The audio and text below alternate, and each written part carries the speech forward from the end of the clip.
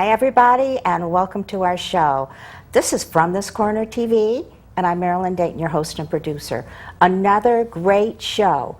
Now first of all, get out your pens and paper because you're going to write a few things down, as usual, okay?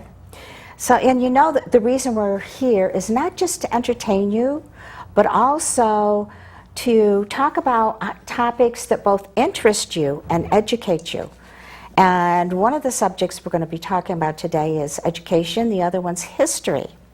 And we're going to be talking about how studying history in our schools can be a very powerful tool for our students, and particularly when challenged at an event such as the National History Day contest. So today with us we have back Rebecca Taber-Conover, Head of Public Programs and History Day, Connecticut Public Affairs Network. Her title's a little different this time. We're going to be talking about that a little bit later. And then we are very, very fortunate to have two students with us. Mia Porcello, to my right, who was awarded first place for her junior individual exhibit project on Florence, Wald. You're going to tell us about that. And then we have Shay Pezzulo, who also was awarded first place but in the senior categories. And she has actually qualified for National History Day for 4 years. Welcome to our show. Thank you. Thank you so much. Now I'm going to tell them a little bit about this contest so that they're aware of what we're talking about. Every year, about 3,000 students from around the world, I didn't realize it was from around the world. It is. Actually, there are now affiliates in some of the American dependencies like Guam. There are students from Southeast Asia, China. Guatemala was new this year, but these are the students that have won at their affiliate contests. So each year, over 500,000 students do a History Day project somewhere in the world. So it's about 3,000 students who are at the national contest, and those are the best of the best who are there to share their knowledge and share with the judges and just have a great experience, because it is all about the experience and meeting other students. And it's also about what they do. Let me tell you a bit about that. They have to qualify, okay? They submit their projects on a topic of their choice, where they've acted as historians, researching primary sources, building historical context, and forming historical interpretations. I think that's very important, to actually learn to interpret history. And the show that we're talking about is the National History Day that is at the Kenneth E. Baring National History Day contest in College Park, Maryland. So what we're going to do today is we're going to hear about what they learned, a little bit of the process and who they researched, and how it may have changed their perspectives a little bit. So let's start though with a little bit of Connecticut history. Rebecca, tell us what Connecticut History Day is. Sure. I am the affiliate coordinator for the state of Connecticut, and so here in Connecticut we have over 5,000 students who have last year did a History Day project of some sort. History Day is from middle to high school, and you'll hear a little bit more about the different divisions and the different categories. But in Connecticut, students out of those 5,000 students, about 1,500 chose to participate in one of 6 regional contests. And so we are very lucky to have a lot of dedicated volunteers who serve as judges, educators, historians, professors, college students, specialists, all serve as judges, and they review the projects, and they choose the projects that are going to go on in the top 3 to the state contest, which is held at the end of April at Central Connecticut State University. The interesting thing I think about History Day is that although everyone thinks about the contest, it really is an academic project and program, and the real emphasis is getting as many students as possible to participate, because even if you aren't a winner, participation is making you a winner because you develop these skills.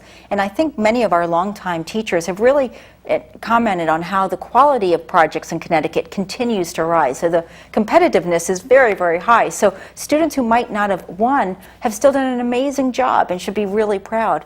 But those students, judges, they have an opportunity at all levels of contests to meet with judges. The judges interview them, not as part of the judging, but to have a chance for the students to really shine and have an opportunity to share their experience.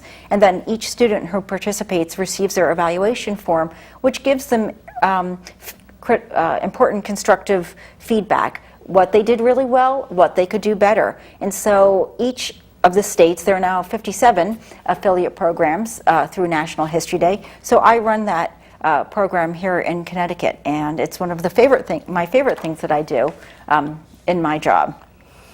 One of them, right? Yeah, indeed, there are lots of great things. I have a wonderful job. Oh, well, let's start to my immediate right. We have Mia. Now, Mia, you're going into the 7th grade at St. Timothy Middle School. Is that correct? That is correct, yes. Okay. And that's in West Hartford, for those of you that are watching. When did you find yourself getting interested in history? Well, my brother has done the History Day program for 5 years, and every time he's made it to nationals. And me being the tag-along, I've found interest into the program, and I really liked the idea of it. Mm-hmm. So I decided I would really like to try out the program from a competitor's standpoint, and also so I could beat my brother. Okay, a little competition within the family. Which she did, winning first place. And she's got her T-shirt on, and those of you that are watching, she's got the NHD National History Day T-shirt. Well, it's kind of like a polo shirt, kind of. It is. Yeah. And yeah, it's nice. And the thing about National History Day is that, they come out with the theme that each year changes. So it changes it up for students every year. It's not like you can do one project and do the same one year after. It really causes you to have to think, well, how does my topic relate to this year's theme? Mm-hmm. And so there's a lot of critical thinking skills involved with doing a History Day project. Speaking of which, so you said your brother was involved in it. What did you learn from him that you then could apply to what you did? Well, I sort of learned about the rules more than I would have if I just went in there for the first time without any prior knowledge of the competition. Mm-hmm. I learned about the word limit, which is 500 words, and it made it easier. And so that way I didn't have to. I still went through the rule book, but it gave me a greater understanding of the rules and how to apply them to the project. 500 words is not a lot. No, it is when not. you are talking about someone like Florence Wald. Tell us about who this person was. Florence Wald, she was the Dean of Nursing at the Yale School of Nursing for in the 60s and or a bit of the early 70s. And she saw that these terminally ill patients, they were suffering. They weren't being treated very well for end-of-life care. Mm. She saw this, and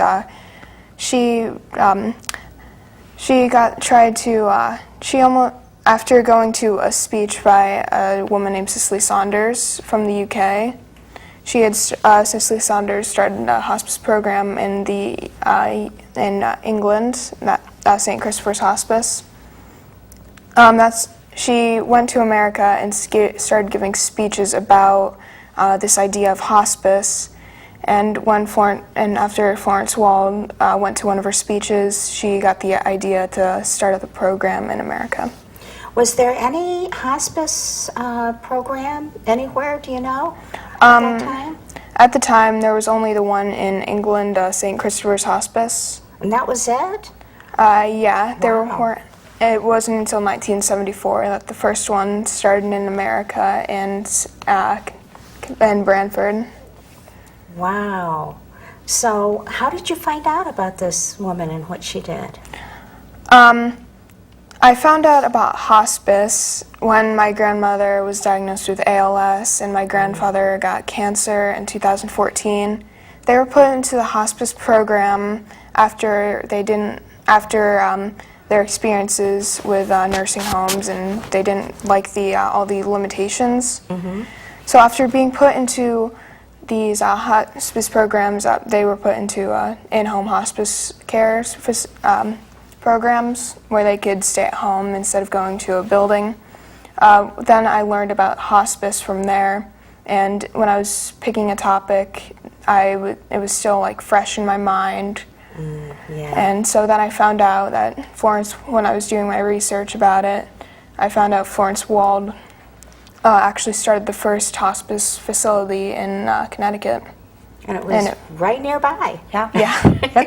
There's so many great That's Connecticut amazing. topics, and every year we put together a list with colleagues from the heritage community, and actually I don't believe that was one of them. I think that's one you found on your own. But there's so many great Connecticut topics that we really encourage students to look at them, because it makes the research a little bit easier. Like, where did you go, Mia, to do some of your research as you were going through the process? I went to the Yale libraries and looked through some of the papers and saw like all the notes Florence Wald was taking, and she was very in depth with it, which gave me a very good idea of how into this she was. She was very focused on it. She would have like pages and pages a day about one patient when it was originally starting up. And I also went to the first hospice, Connecticut Hospice, and I did some interviews there and found out a lot of information. So you had a lot of information to pull from. Yes. How on earth do you take all of this information, which is all so important and all a part of this hospice program, and put it in only 500 words? I mean, that is, I'd have trouble doing that. How did you do that? Many people, I would ask a lot of the same interview questions, like did you know Florence Wald? Can you tell me about her? What was your or your family members' effect on the hospice program and their point of view, so and so. And they would give me these answers, and I would almost have to narrow it down a bit. I couldn't go into very much detail because of the word limit, and there were other ideas that I was trying to fit in. It was a challenge, but I was somehow able to do that. And I guess you did it well. And, excuse me for interrupting, but I just was going to say that that's part of the idea of the theme each year, that it's a lens with which to look at your topic to help you focus it a little bit. I don't know if it makes it any easier. I think it must be a huge challenge, but last year's theme was encounter, exchange, exploration, encounter, exchange, and history. So that's kind of the lens through which both of these students were looking at their projects. Right, so instead of writing biography, you would look at the lens of a certain part in their life, or a certain thing that they did instead of their entire life. So do you kind of start with that in mind and then make an outline? Did you find yourself making outlines? Because somewhere in there you need to put your interpretation. The way I did it was I sort of focused my research on parts like that. When I was originally doing my research, I went through some interviews that Florence Wald did, and other pieces of information that I found online, and I sort of separated them into categories like exploration, encounter, and exchange. Okay. And I had little note cards, and I would put them in each little area. Great idea. Yeah. Great idea. And it's interesting too, I think, with students that with the 5 different categories, it also, I think, must differ your approach a little bit, whether you're doing an exhibit or whether you're doing a website, because each of the categories, there are 5, a paper, exhibit, website, documentary, and living history performance. So each one is a little bit different, and it's also a little bit, for instance, exhibits are very much visual. A paper is all written. So it also, I think, that has a big impact on how a student puts together their project. And when they say put your interpretation into the paper, what was your interpretation? My interpretation, coming from the experience with my grandparents, it really helped my family, especially when they passed away. It sort of eased the pain of having a loss, knowing that they died with dignity and in a way they would want. Yeah. So my interpretation was like all these good things, and it sort of translated into my research.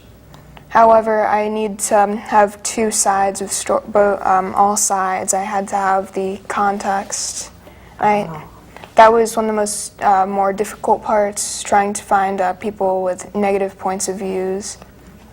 And because a lot of people, they were just happy with it. It really helped the... How'd you find the opposition, if you will? To find the opposition, I had to go online because, and in some of my interviews, people would talk about it.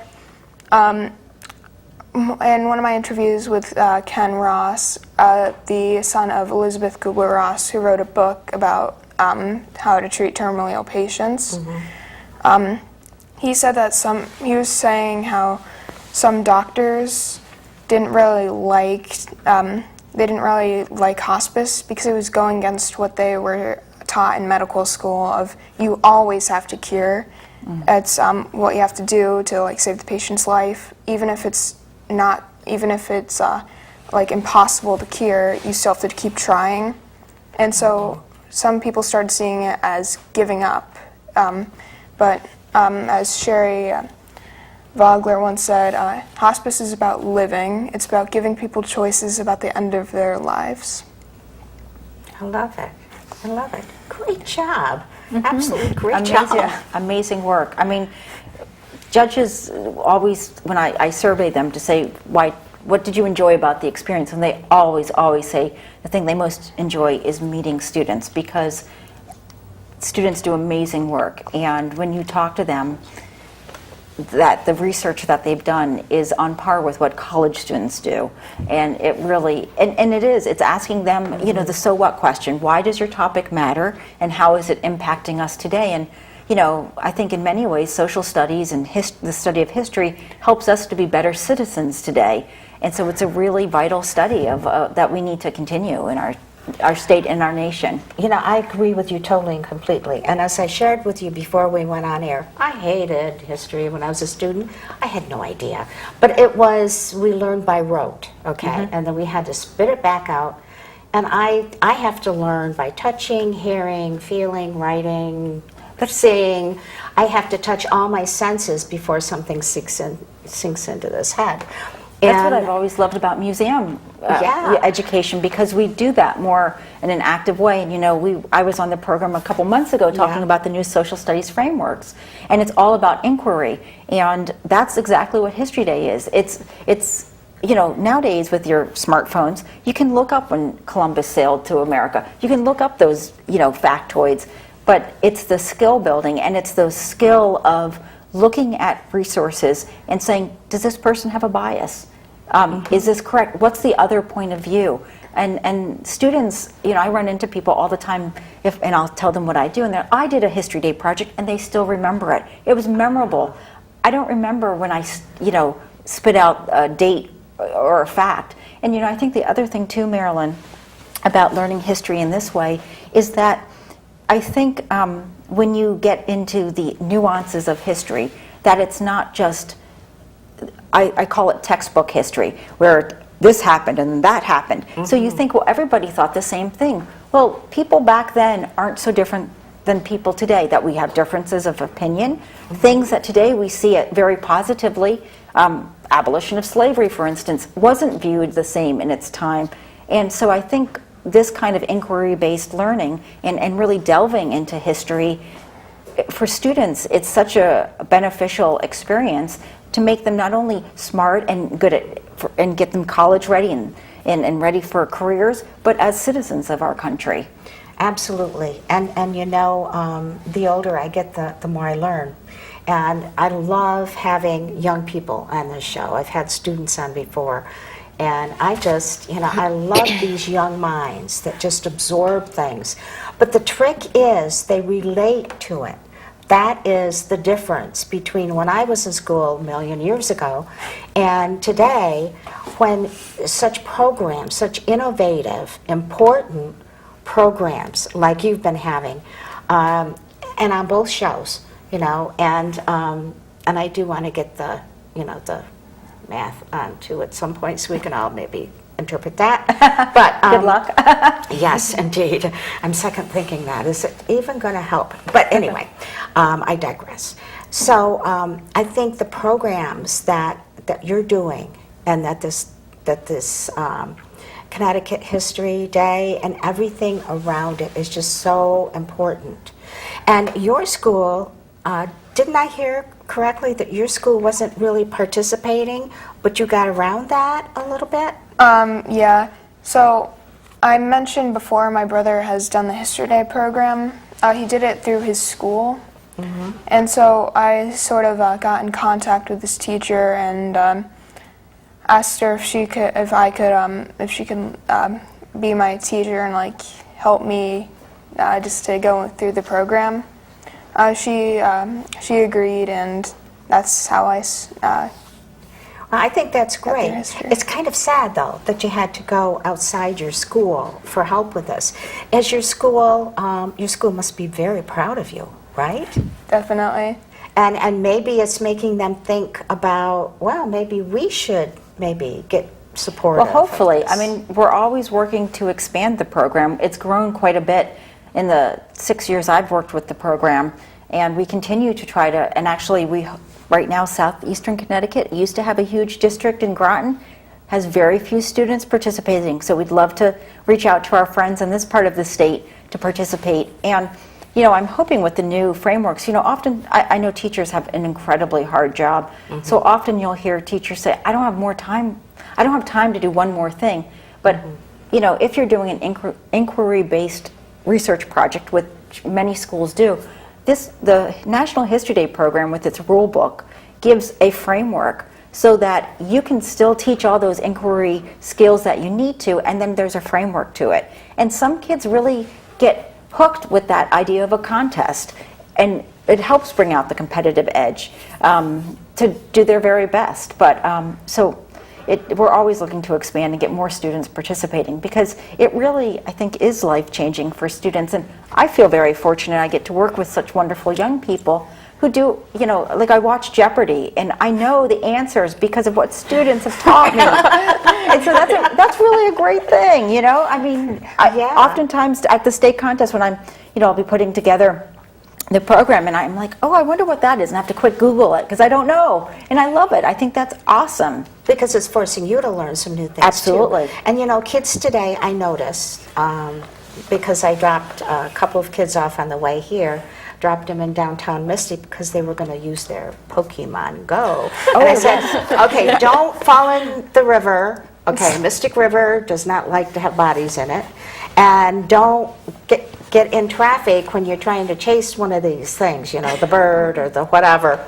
And it's like a craze, but I have seen kids just love it. And grown-up kids, you know, too. We're all kids at heart. And a game like that, if something is a game or a little bit unique, and it goes beyond inquiry to just jumping right into it and learning as you go, it's, you know, I just love it. You know, the thing I think that makes History Day very attractive for students, and you guys can correct me because you know better than I do, is that it gives students choice. They get to choose the topic, and they get to choose how to present it. So Mia did an incredible exhibit, and it was beautifully designed. Our creative students, I always tell students I could never do an exhibit because I was the kid that got glue all over themselves, so my exhibit would have looked terrible. But Shay did a website, and so students can really play to what they're interested in and direct their learning. And you know, everybody has interests, and I'll tell students, you like music, you like dance, you know, you like sports, everything has a history. Go to what you like, and then you get to learn more. Exactly. And we are going to learn more about Shay, too, in the second half. But so we didn't talk about exhibit. So I didn't realize there's more than just writing this. There's and being interviewed by the judges and everything. There's actually some kind of a showcase that you need to do? Yeah. when you build an exhibit, it also has to meet some certain limitations. It has to be a certain size, certain height, etc. But I chose it because it was just easier for me to express more of my ideas through that, especially since with the word limit I had to fit like so many parts in there. It was just, you could express so much more through building a project instead of, say, writing a paper or so, in my opinion. So what were some of the things that you used for your exhibit to help fill in those blanks that you couldn't put in 500 words?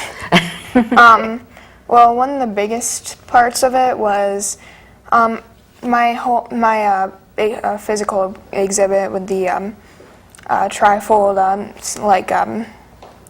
build. It, like, that part was made of a medical screen to show the Medicare tie-in, and at the bottom it was a hospice scene. There was a scene at the bottom where there was a line in the middle, and on one side there was a hospice scene, and on the other there was a hospital scene. Okay. And on one side there was a dog, there was a bed, a TV, it was just like a much more home-like state. And on the medical side, hospital side, it was like two beds with a medical screen in the middle. It was not like the best state, because that would be the state of a hospital in the time period in the 60s. So it's almost the difference between a sterile, cold atmosphere and being in a warm, comfy, cozy home kind of thing. I mean, you know, which I would prefer, obviously. But it's hard to believe. You know, when I think back in the 70s when I was a busy working mother, and we didn't even think about that. You know, we just didn't think about comfort at the end of your life, because it just wasn't something we talked about. You know, we didn't talk about it. And now, look what we're doing. We're talking about it, and we're making choices that make it better for people who are facing the end of their lives. A friend of mine is a doula, and she actually is building a second business around the doula and becoming quite the expert in the area that is helping others. And her first business is, you know, in-home nursing and that kind of thing. And so this is a whole new thing for her. And we've had several conversations about this. And it just seems like all of a sudden we are caring about people who, and we're not only caring about people that we're losing, we are showing that we care, and we're giving them choices. I mean, it's a wonderful thing. Thank you, Florence. Really and truly. And right here in Connecticut. And right here in Connecticut. Isn't that amazing? You know, so much going on here in our state, and we're not aware of it because, you know, we're so busy. We're so busy in our lives today. And we have so much to learn from these young people. And we're going to be learning a little bit more from Shay. We're going to be learning a lot more from Shay, who for 4 years has been involved with this, let's see, what should we say? HD, how do we print that? Oh, NHD? Yeah, NHD. Yeah, Because that's how we we've got all shorten these, it. okay, just makes it easier for us. NHD, National History Day. And also you've been involved with the Connecticut History too, so we're going to talk a little bit more about that. I think this would be a good spot to take a little break, and we may be a little early, I don't know, but what we're going to do is we're going to wait for you to come back, okay? So hang in there. You always made sure I brushed my teeth. You told me that smart was cool. You always told me to dream big. To all of those parents who took the time to make raising their children their most important job, we'd like to say, Thank you. Thank you. From the bottom of my heart, thanks, Mom and Dad. This message is brought to you by the U.S. Air Force. If you keep tanning, indoors or out, the effects of harmful rays will show up on your skin. Wrinkles, age spots, and an increased risk of melanoma, the second most common cancer in women 15 to 29. Stop tanning. Time may not be on your side. Learn how to protect your skin at spotskincancer.org. A message from the American Academy of Dermatology.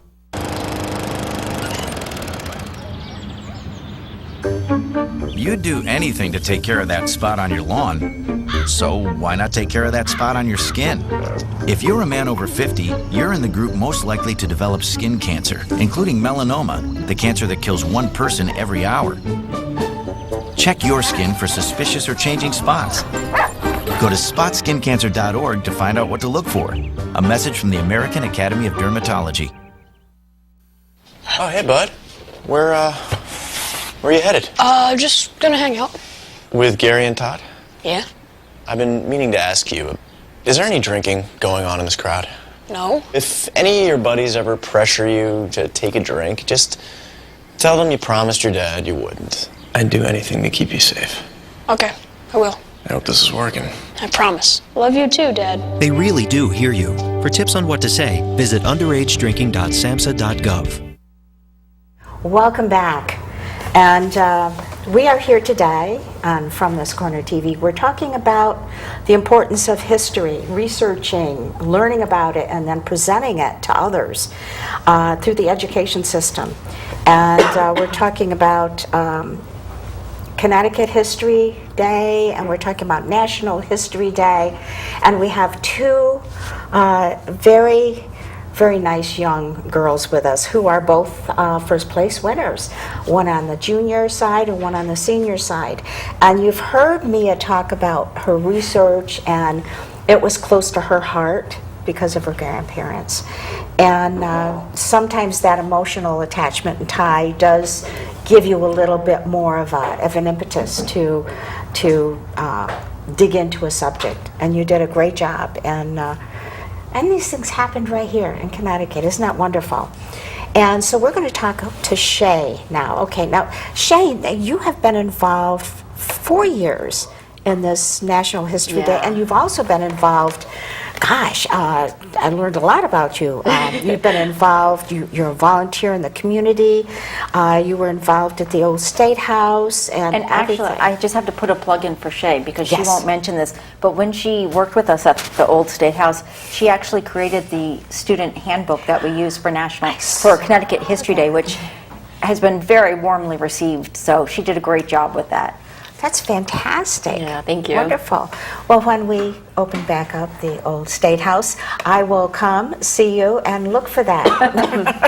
Well, it's online right now on our website. So it's online, okay. Yep. Okay, online. That and our educator's handbook if you go to our Connecticut History Day website, has lots of information and ways to get involved. And we're going to be posting the website and Rebecca's email towards the end, or whenever we can fit it in here or there. Shay, okay. Now, tell us, let's back up a little bit. Tell us how you got interested in history as part of your learning process. So my story is actually quite the opposite of Mia's. So it was actually a mandatory project at my school. So that was something really exciting. So I go to classical magnet school, and it was a project every single sixth grader did. So me not being really an autonomous figure as a sixth grader, I kind of just went in it for the grade. But then for a few years, I actually fell in love with it, and I've been doing it ever since. So I didn't really do much 6th and 7th grade because I didn't know really how it worked. It's a lot to learn. But then in 8th grade, I started doing more, getting more involved with the old State House, and then eventually I was able to make it to nationals in 8th grade.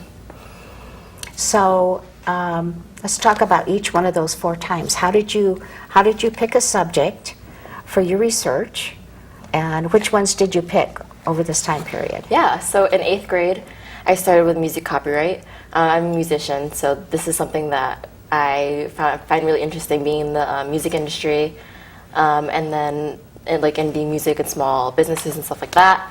In ninth grade, I did China's one-child policy. So as someone who was adopted from China, that really hit home with me. And that was something really dear to my heart. And as a Chinese adopted girl who didn't know much about my history being adopted, that was really interesting to learn about. The next year, in 10th grade, I did Griswold versus Connecticut, so the Supreme Court case that legalized contraceptives. I found that really interesting. I'm really into social issues, especially women's rights, so I was really fascinated by that topic. And then this year, I did Joseph Pulitzer and William Hearst and their feud for yellow journalism. Wow. I mean, those are completely different subjects. Yeah. Just, from here to there. So you're a musician, too? I am. Okay. You want to specify what I kind play the of music? piano. Piano? Yes. Okay, wonderful. That's great.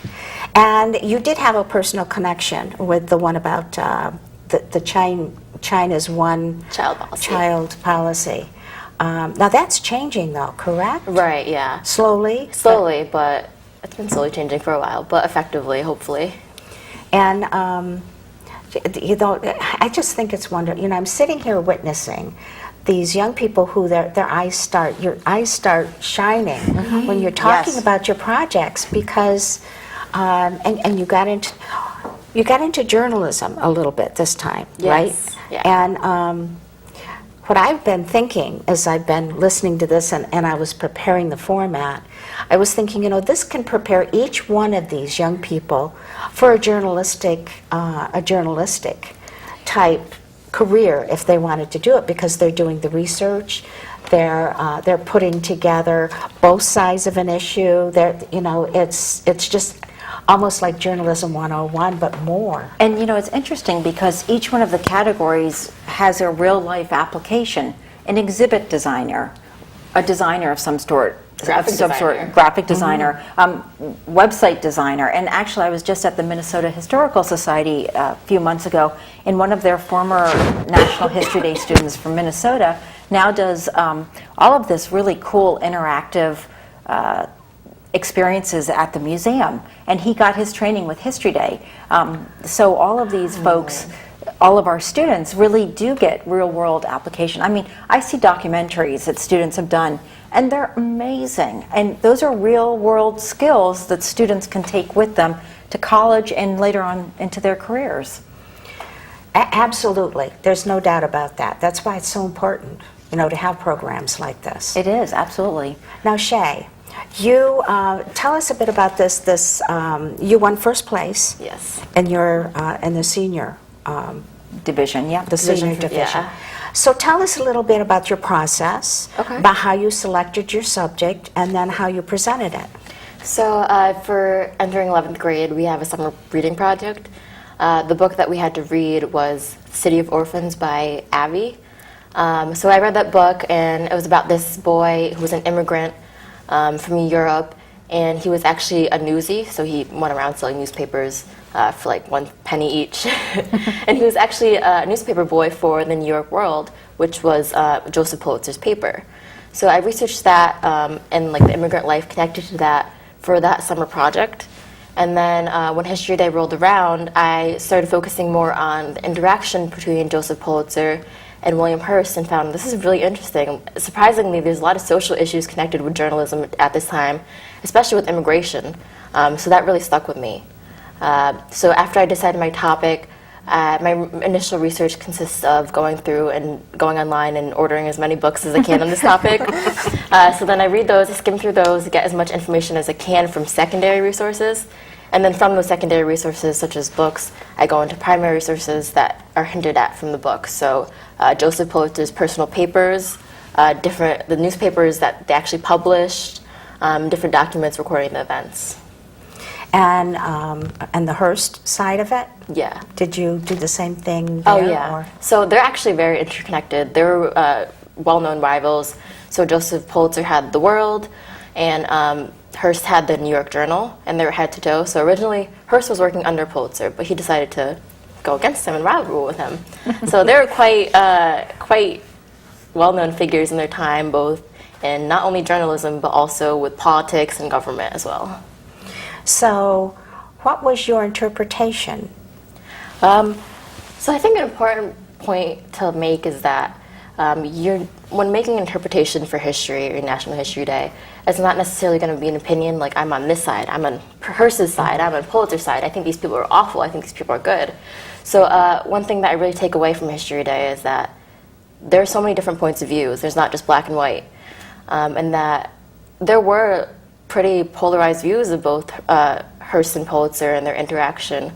But the title I named my project was Duel and Duality. So duel because there was a literal, well, not a literal duel, but a figurative duel between Hearst and Pulitzer. But also the duality of their personalities and what people thought. There's so many different things that went into them and their characters. So people who crowdfunded the pedestal for the Statue of Liberty and really stood for American values, but also these people who kind of wrote scandalous newspaper articles and influenced the tabloids today. So I think that's a really important thing to note. That's an important interpretation to have on this topic. And in 500 words. Really? No, it's a little different. Did you have more words? Shay did a website, so she had a few more words to work with. A few more. Lucky you. I fortunately had 1,200 words, which is more than double. I couldn't imagine doing 500 words so what I initially do when I'm starting my website, I write as much as I can, which usually ends up around 4,000 words. yeah, I relate. Yeah. And then I have to narrow it down from there, which is probably one of the hardest parts about National History Day. But one thing to really make use of is the media, since I am doing a website. So images, videos, documents, and also quotes. So a good rule of thumb I use is that if you can't say it better yourself, then use the original source. So that's something I use a lot. So my website's filled with newspaper article pictures, pictures of Hearst, his office buildings. You can really say a lot with those images, and it really adds to your story.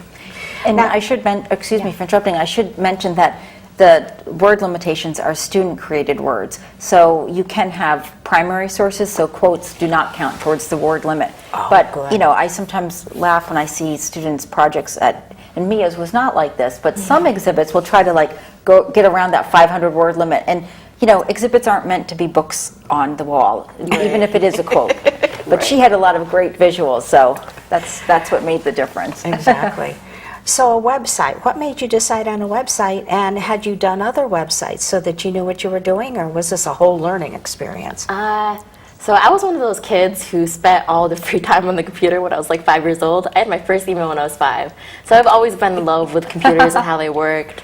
I got into graphic design really young. I had a tablet. I used Photoshop when I was 10 years old. Oh my God. And I know who to call now.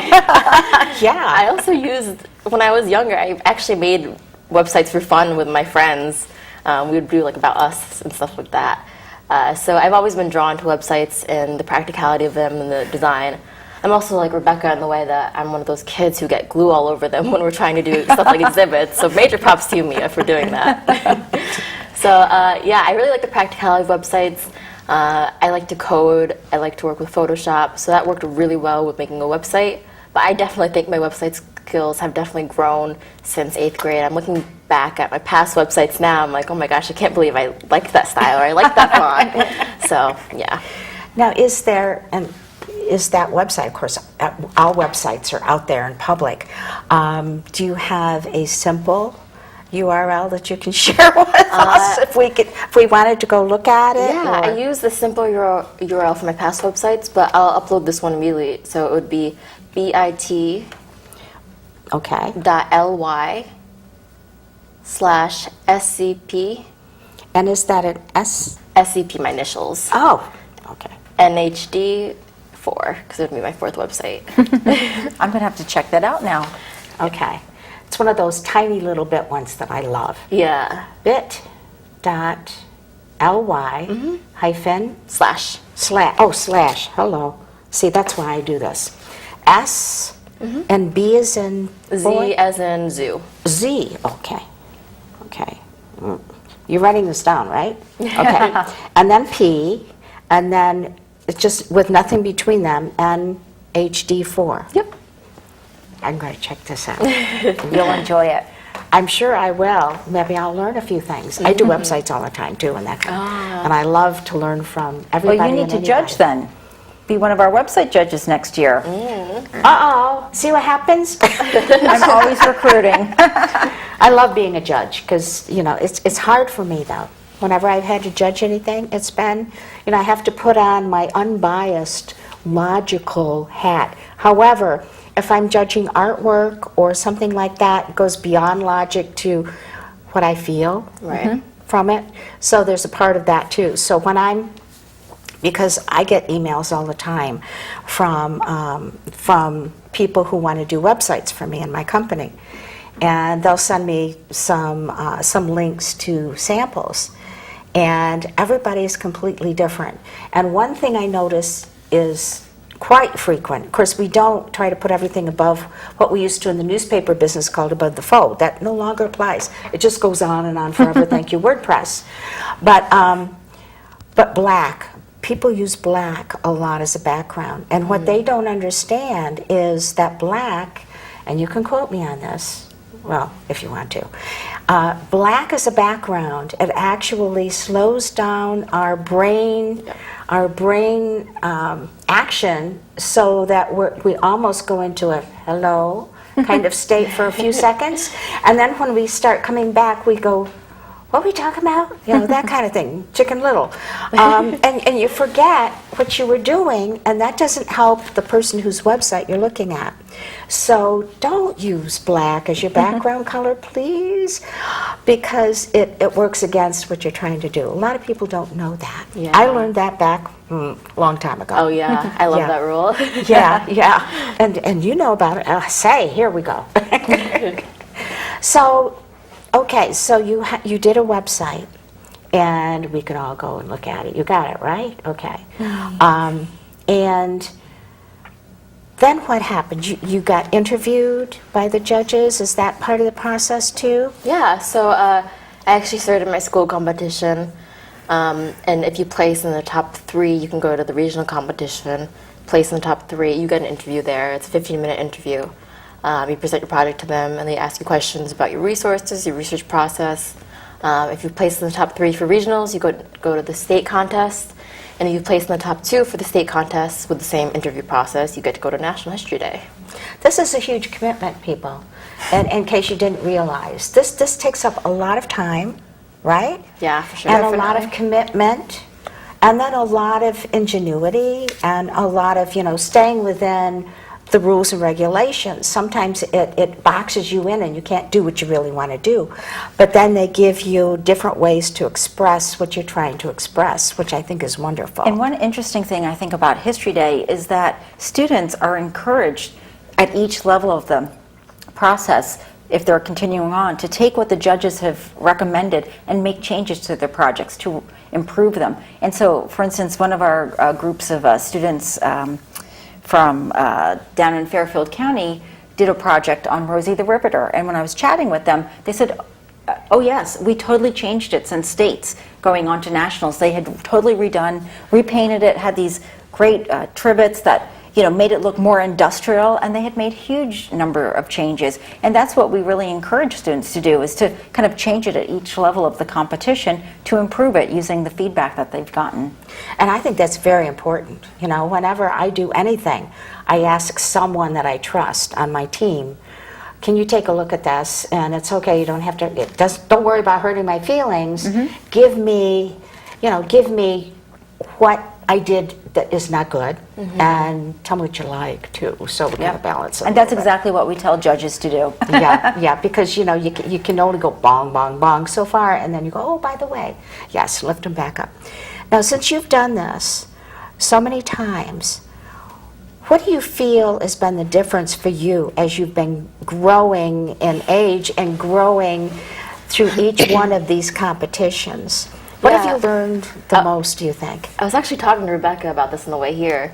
So I was saying how in 8th grade, I spent so much unnecessary time on unnecessary things. And I think I actually spent the least amount of time with the National History Day process, let alone research. Research was its own thing.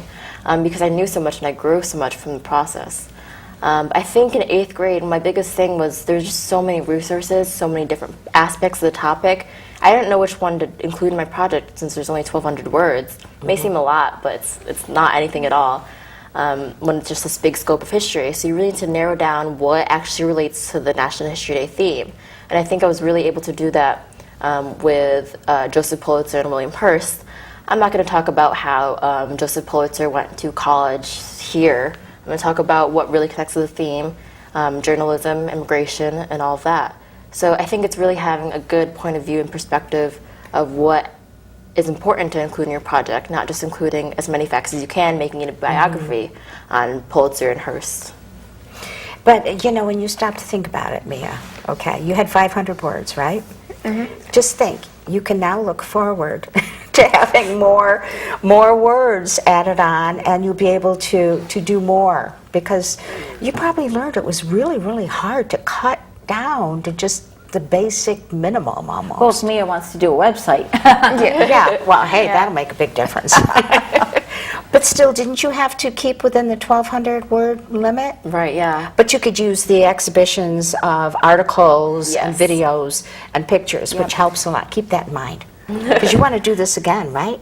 I'm thinking about it, but it's still like, I have some topics in mind, but it's a lot of work to do History Day, and I'm not sure if I want to leave with like a don't want to know. I don't know if I want to like finish now with first place and. But while you're ahead, that's Yeah, good. well, you know, some of our folks have, you know, you see at Nationals, they come back every year and they keep winning, so you never know. See, after every History Day, I'm like, oh, I don't know if I'm going to do it next year. But then I'm like, okay, I'll just do it regionals. But then I fall in love with my research, and I can't help but keep going on. And I was like, okay, I'll keep going. I'm like, oh my gosh, I love this. And you know, one of the things I think is really interesting, kind of looking at it more on the outside, not being a student, is some of the relationships that form between students between in different parts of our state, you know, as they meet at regionals or states, but then students meeting kids, I mean, from all over the world. Right. You know, one of my colleagues who is the coordinator from Guam, how would I ever meet anyone from Guam in Connecticut? Exactly. And it's been so broadening, and I think that happens for students where they get a chance to really make some relationships with people. Did that happen? Did you meet some interesting people? Yeah, I actually met people from Guam last year too when I was pin trading. Yeah, it was, and I met people from other states. It was very interesting. Some people who had experiences with hospice through their family, they came up and talked to me about it, and it was, I probably would never have met them. Or heard their stories. Yeah. And they probably learned a lot from you about it too. And how about you? Have you met quite a few people some that you've kept in touch with, maybe? Yeah, even? of course. I've met people from China. I've met people from across the country. I think it's just really cool. There's a lot of like-minded people. You get to meet and talk about your topic over at lunch. And then you add them on Facebook, and you still talk to them now a few years after. So it's pretty cool, the opportunity you get to meet so many different people who are so intelligent and so talented. Well, I want to thank you for sharing your stories here today, and Rebecca, thank you for bringing this. But I'm not quite done yet, okay? Because it seems to me that this is an integral part of the education system today. These forward-thinking, different learning platforms that we're very fortunate to have. And studying history is the way you have. It's made you look at history differently, probably, right? For sure, definitely. And Rebecca, how can we support History Day? Well, as many people are aware, these are difficult economic times for Connecticut, and Connecticut Humanities funding was cut and was not able to be supported this year. They are our biggest funder of History Day, and so we are really asking folks to help us support History Day and make sure that it's possible for our students. So we are fundraising, and people can go to the website www.ctdemocracycenter.org. Or they can go to our History Day website, which I know you're going to put on there. Up for folks to look at. And we don't have it up right now, but we will have information of how people can support us by donating. We also need support in terms of coming out to judge for us. But right now we really are looking at fundraising because of the situation with the budget. Well, I would love to judge, okay? I mean, these things make me feel I'm really making good. note of that, Marilyn. Okay, good. Don't forget. I won't. But remember, people, to support these programs, and it's really important that we support, these children are our future, okay?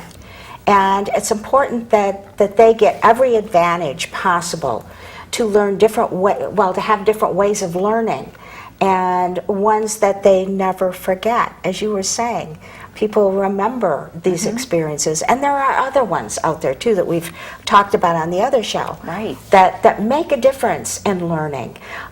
Inquiry based is what we call it. You're asking questions and you're finding out answers, and learning how to research. I know my brother was one of the top kids in his class when he graduated high school, but he had one of these photographic memories. He didn't know how to study. So his first quarter in college, he was flunking out, and he had this identity crisis. And because to him school was boring, and he learned it in school, and da-da-da-da. So to actually pull the students into it so that it's an integral part of their lives. And it's building skills, Yes. skills that you use. I mean, I don't remember things I memorized 20 years ago, but I use the skills of being able to read, to write, and those kinds of skills that are with you throughout your life. Exactly, exactly. And I always like to end the program with a quote, as you well know. And you can Google, as we're talking, you can Google anything today. So what I Googled was quotes on history and quotes on education. So I've got two of them. And here's a quote by Sidney J. Harris, whoever he was. "The whole purpose of education is to turn mirrors into windows." That's kind of cool. That's pretty cool. I like that one. And then on history, from Martin Luther King Jr., who I've always admired, who said, "We are not makers of history, we are made by history." Well, he's right, and I think he's wrong. I don't entirely agree with him because, yes, history, our past, has helped make us who we are. But look at these young people and look at these programs. We are making history today for our next generation. So we're actually doing both. We are makers of history, and we are made by history, okay? So keep that in mind. Even write it down if you want to. It's okay with me. So I'd like to once again thank you very much for being here. Thank you for having us. Yeah, thank you. My pleasure, totally. And don't forget to go to the website, okay? And from there, you can learn how to donate and keep the programs going. There it is right there, www.historyDayCT.org. Okay, go there and you will find, or contact Rebecca. She'll let you know. Absolutely. You can email me and I'd be happy to tell you. That's her email, right there. This is a wonderful show, and I thank you so much. And remember, you're going to be reading about this on Facebook, on my website, everywhere. And please watch it again, because I'm going to watch it again, because there was a lot that these two young people, and what Rebecca said, it's really important. So thank you for joining us today.